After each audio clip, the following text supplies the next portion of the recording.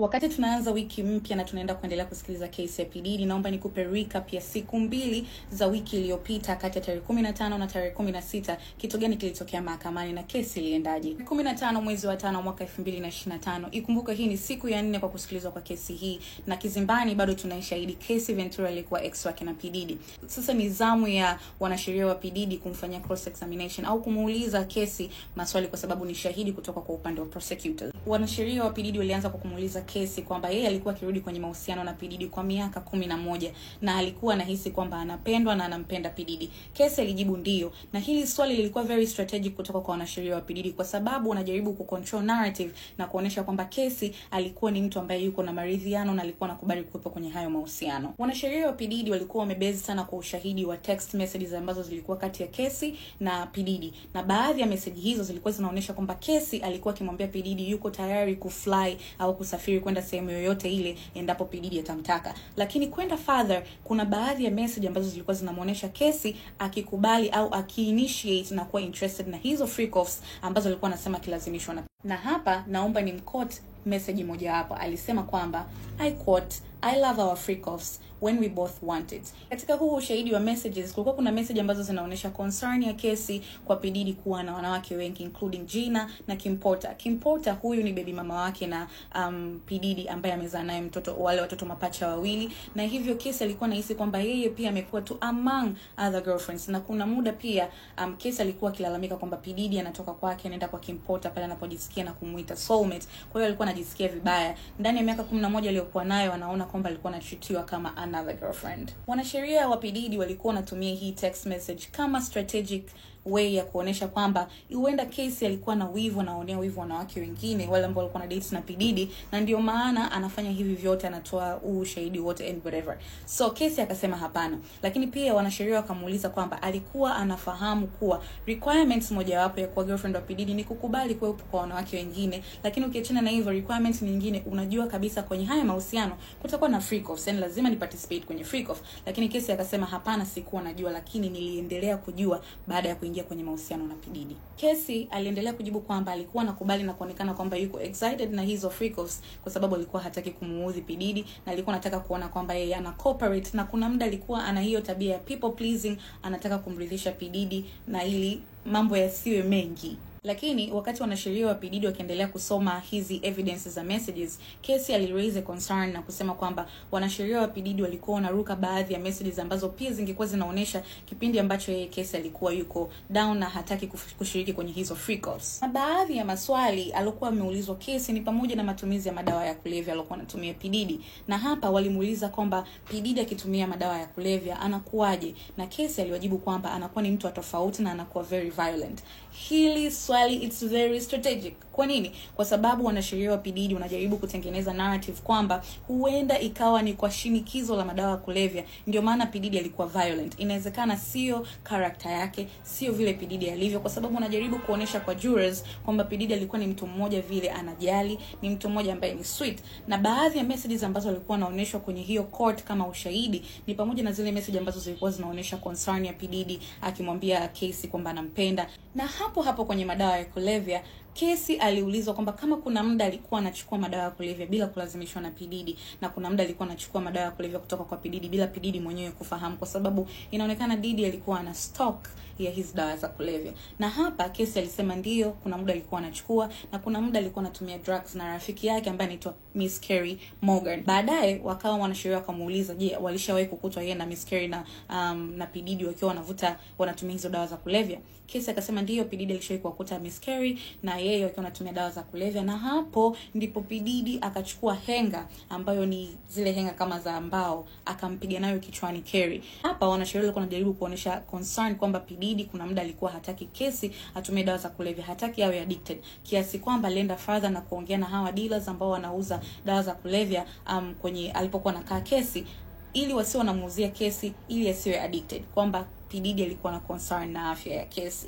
Lakini kwenye issue ya P Diddy kumpiga Carey Morgan ambaye ni rafiki yake na kesi, Carey alienda akawafungulia kesi. meaning kwamba aliwafungulia kama demand kwamba anataka pesa kiasi fulani, na kesi aliulizwa kama ulilipa, ndio alilipa.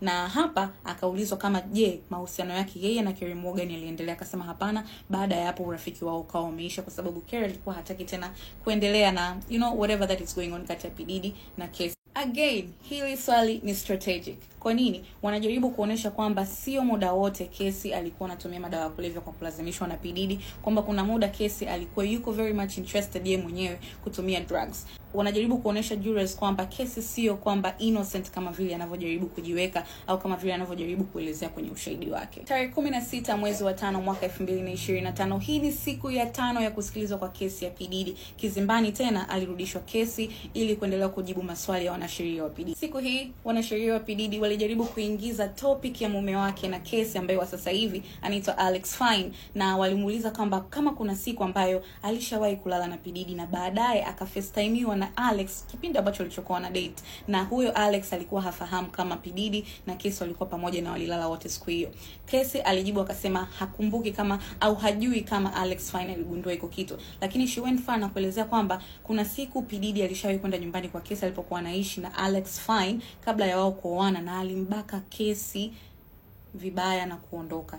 Hili swali pia ni strategic kwa wanasheria wa P Diddy kwa sababu unajaribu kuonesha kwamba despite ya kesi kumove on na kuwa na mwanaume mwingine, bado alirudi kwa P Diddy na kulala naye na kuonesha kwamba huyu ni mtu ambaye alikuwa yuko much interested na P Diddy. Lakini kesi alijibu kwamba yes, I used to be craving of that, nilikuwa na crave hiyo attention ya P Diddy back then, lakini kwa sasa hivi nimesha grow na sioni kama nilikuwa na crave, naona ni mtu ambaye nilikuwa niko na triggers, bado narudi kwake kwa sababu I was not okay. Sheria wa P Diddy wali bring up kuhusiana na mashtaka aliyoyafungua kesi against P Diddy na kutaka kulipwa kiasi cha pesa, na baada ya siku moja ya kufungua hayo mashtaka, P Diddy akawa amesettle hiyo lawsuit kwa kumlipa kesi dola milioni 20.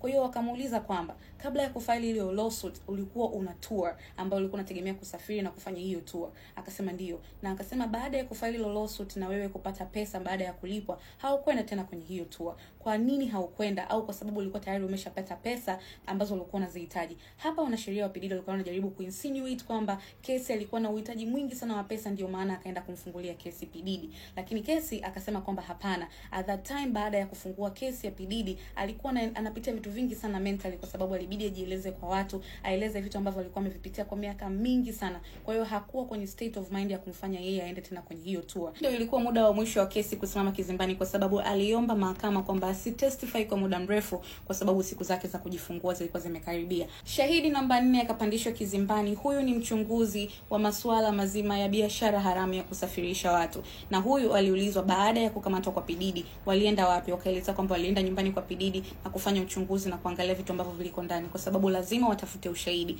Kwa hivyo walivyoenda kule walikutana na dawa za kulevya, walikutana na chupa nyingi sana za mafuta, zile ambazo tulikuwa tunaziona kwenye social media kipindi kile P Diddy amekamatwa, na wakasema kwamba walikuta begi ambalo lilikuwa lina pesa, lakini vile vile ndani kulikuwa kunaonekana kuna vitu au kuna elements ya vitu vinavyoonyesha kwamba kulikuwa kuna mwanamke anayeishi na P Diddy. Shahidi huyu alikuwa anaenda kuonesha kwamba kweli P Diddy alikuwa anatumia madawa ya kulevya, na kweli P Diddy alikuwa na stock ya madawa ya kulevya mengi. Kwa hivyo kutengeneza eton kwamba ni mtu ambaye alikuwa lazima atumie hizi substance na lazima atumie hizi substance kwenye mambo ya freak off pamoja na mafuta. Kwa hiyo kunajaribu kutengeneza kama tone fulani hivi kwa jurors waweze kumuona kwamba P Diddy ni mtu wa aina gani. Siku hiyo hiyo akapandishwa kizimbani shahidi namba 5 kutoka kwa upande wa prosecutors ambao wanamshtaki P Diddy, na hapa huyu leo tunaye mwanamuziki kutoka kwenye kundi la P Diddy kwenye Diddy Dirty Money. Natumaini wote tutakuwa tunawakumbuka wale wadada wawili. Sasa mdada mmoja anaitwa Don Richard, huyu sasa ndio shahidi ambaye alipandishwa kizimbani.